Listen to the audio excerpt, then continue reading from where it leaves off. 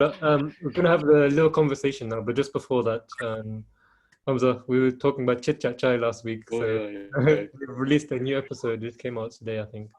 They talked about something interesting. It's mental health, which is a very current topic, but more specifically, one of our brothers, Dr. Hashim, you know him from Birmingham. He was on the show as well, and he basically had a really good input to it, and he was giving the more scientific side to using your phone. And the question was, is using your phone a lot, does that mean you have mental health, or is it just another way of socializing?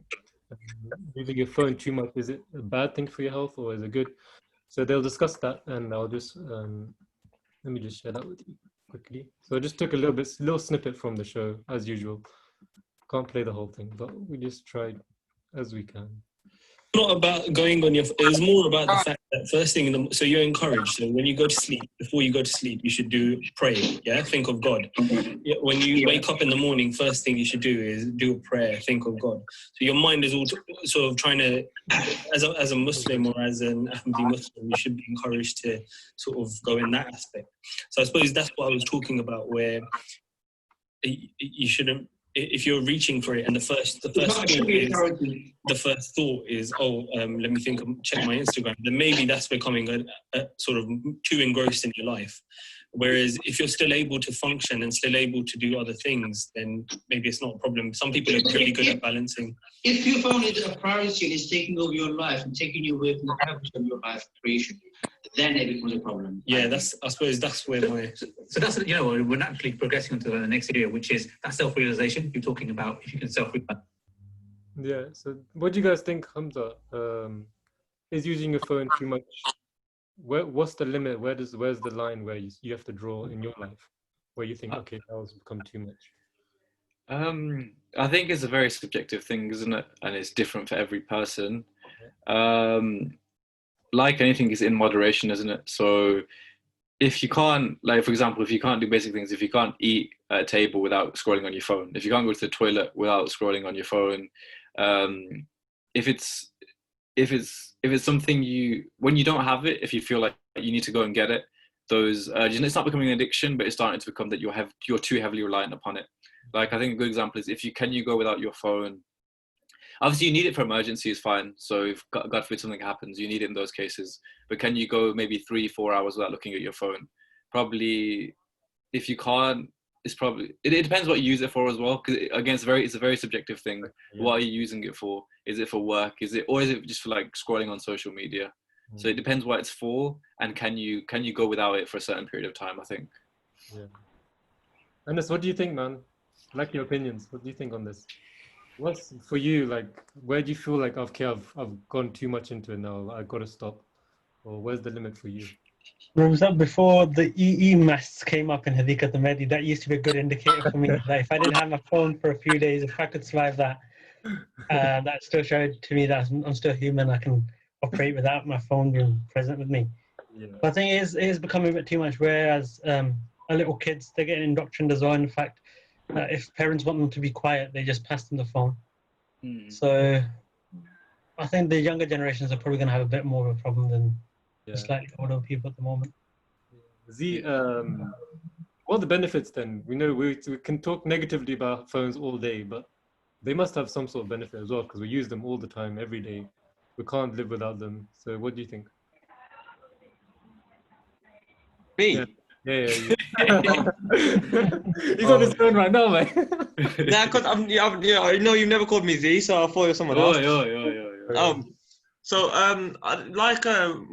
say in moderation, it should be alright if you to do your necessities. If after you've done everything you need to do and you're just using it for time pass or for nothing important, there should be a set limit to how long you should use. It should be organized, in fact, that.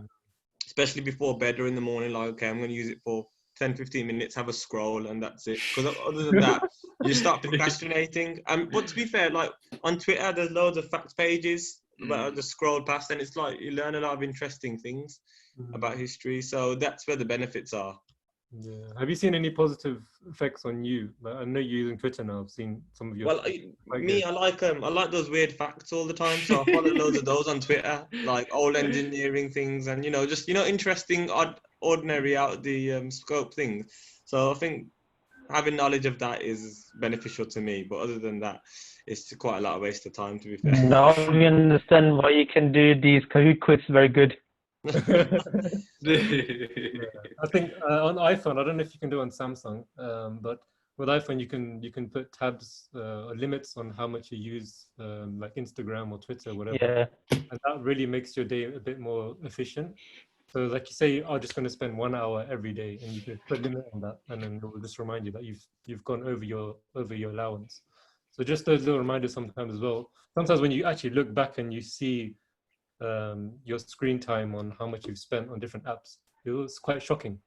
Sometimes people spend 10, 15 hours on Instagram, for example, and that's really where the mental health comes into it, about the negative effect, about all these people, they're trying to get followers, they're trying to live a different life than what they have. You get a lot of antisocial people in the real life, but when they come onto Instagram, they come alive. They become like the most active people out there, and you come across these people all the time.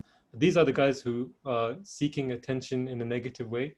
You can seek attentions, it's a natural thing, and that's what they were discussing on Chit Chat Chai this week, about it's a natural human thing that we want attention, whether it's with our families, whether it's with our loved ones. Some people want it outside and to become famous. So that's inside of us, but we need to channel that in the right way. Nas, what do you think, man? Using your phone a lot, how's it impacted you in your life? Well, I'm gonna advertise my phone. So one. The best thing about this is it's got something called a Zen mode. So you can forcefully just lock your phone for like an hour or something. Then the bad thing is that you have to wait an hour and there's nothing you can do about it. My friends have played a prank on me, but have you ever done that before then? Yeah. When I first got it, my friend just clicked it, and I was like, "Oh god!" But it's quite off-putting. Do you feel like the reason you do it is because you don't have option B, because you don't have something else to do, so you're just naturally forced to just? I guess it's because of all the attractions like Instagram and everything. You see other people's like lifestyles, and you want to be like that, and kind of influences you as well. And it's just like, it's hard for people to get away from that, because when you want something, you'll go and chase it, and it's just, I guess, just a bit of you live in that fantasy where you want to be somewhere else when you're like alone. I think we all go through this. Like, the main point is that don't let it distract you from your purpose in life. And we can talk about all day, when it's namaz time, we're on our phone, or the TV's on, or khutbah's on. You're on your phone, you're going through something, you're like, I just want to finish this quickly, there's 10 minutes left. Shall I finish it now? Shall I pause it, or shall I go back to what I'm supposed to do? That's when I think, from our perspective as Ahmadis, we should draw the line, and we should tell ourselves that we need to be stronger, get the strength from inside of us, and just say, look, we have to stop now, because it will have a lot of negative effects if you're not strong enough. Especially when you go into marriage, into when you have children. If you prioritize your phone, it becomes very dangerous. So you guys need to get that maturity inside of you and really tell yourself that I need to actually look up instead of looking down the whole time. And there's a bigger world out there than just what's inside of my phone. Can I just say as well something? I'm not sure how much you have talked in the video, what you have watched. I was gone for a while. Basically, about my own experience is that I do not take my phone up into my bed. I do have a small Nokia one to put an alarm on. I know some kids say, okay, we need the phone to put an alarm on. I just use my old Nokia from like 10 years ago to put an alarm on. And my phone actually just stays downstairs in the living room. Yeah, I think that's an incredible thing, and if you can do that, then respect to you, because it's such a hard thing, especially nowadays when everything's on. In the beginning, it was very hard. I mean, it's not an easy feat to control yourself in such a way, because the phone is just right next to you, and you understand that you can just grab it and watch whatever you want on it. Like Yeah. Instagram, Facebook, Snapchat, there are so many possibilities as I already mentioned. Yeah, that's good, man. I think look, there's several alternatives. So yeah, what kind of alternatives would you do then if you weren't to pick up your phone? What else can you do? I think you should read. I think people have stopped reading. Reading books is a very good. It's hard to get into, but it's good. But you know what? Using a Nokia is good, man, because the vibrations on those things are strong. So that definitely wakes you Yeah, up. I just like playing Snake on those games. And one thing about people using your phone, people's necks have actually started to look like this. Yeah. Always that. It's actually very bad for your back because your head's weight about. I was reading it. Your head weighs about 7-8 kg or something. So that strain that you put on your back doing this is bad.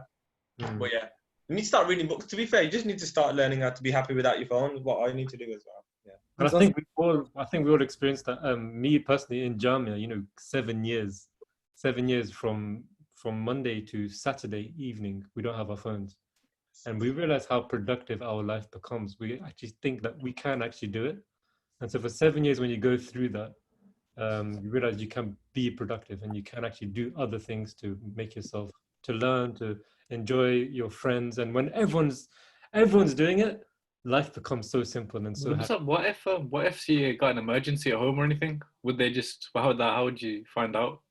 Well, we're not living in a cage. No, say something bad happened to your family member or something. How would you find out? They will just phone Jamia, or we have telephones there we can call. Okay, gotcha. Chalo. The main point is when you have phones accessible to yourself. That's when. Yeah, I've got a question. That Jamia is a perfect example. You know, everything we're doing is for the cause of ourselves and for the cause of religion, and just having a phone, just even 1 or 2 seconds on that changes our whole plan of the day. And so you can do it, and if everyone does it, it becomes so much easier. But when everyone's on their phone, you haven't got your phone, you know, it becomes very hard. I think that's what it really is, isn't it? Yeah, that's what I was gonna say, because like even with the young kids as well, they like for them to calm down, parents give them the phones. Like, I've seen it with my nephews, seen it with loads of different parents. So what's like an alternative for that? Because they don't stop crying. Unfortunately, that's what I'm saying. That's where you have to ask yourself, what I'm doing good or is it bad? Yeah. Even with kids, there's a limit for them as well.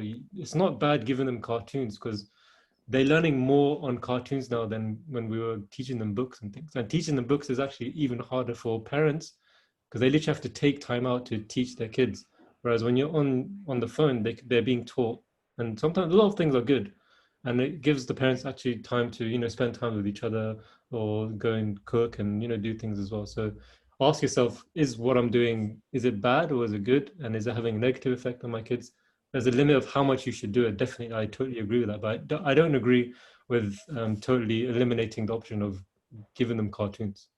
That's just the time we're living in now, and you can't avoid it. So you shouldn't be that strict, but just limit it. Just like with us, limit ourselves as well. We should be disciplined to ourselves as well. Don't just take it out on the kids. You know, you can't do it, and you're on your phone 24/7 as well. Yeah, I was, you know, Robbie Dibasa, he puts up loads of good question and answer sessions on Instagram. Yeah. One of his answers was that children copy more than they listen. So children are going to be happy when you give them the phone because they've seen you on your phone. Yeah. So it's just, yeah. Whatever.